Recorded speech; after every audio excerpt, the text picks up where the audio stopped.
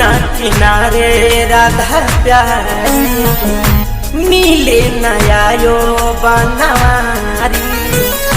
यमुना किनारे राधा प्यारी मिले नया यो बनवारी।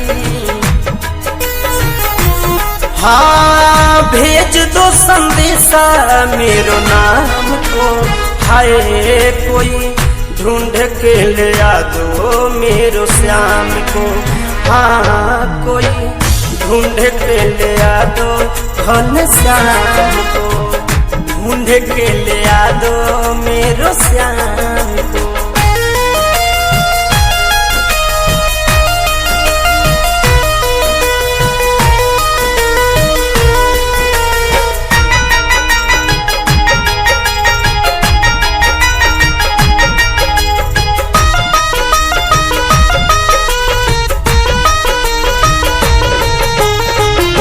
यमुना किनारे राधा तोहे पुकारे, कहाँ गयो रे मोहन हम के पिसारे।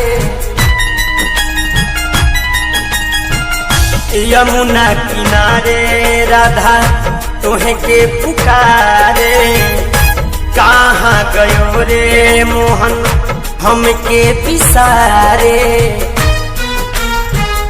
जो हत रहूं सुबह शाम को, ढूंढ के ले आ दो मेरो श्याम को।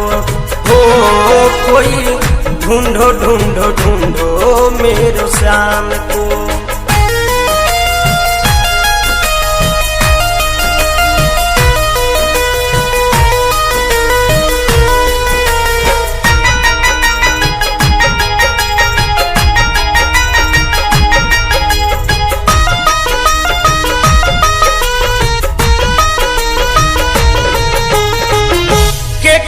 से कोई प्रमोद खबर भेजवाई, सहलो न जाता राजू श्याम के जुदाई।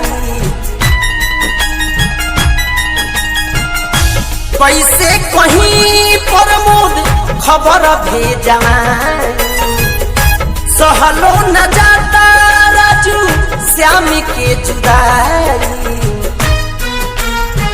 धर्मेंद्र दर्शन करा दे सुख धाम को, कोई ढूंढ के ले आ दो घन श्याम को।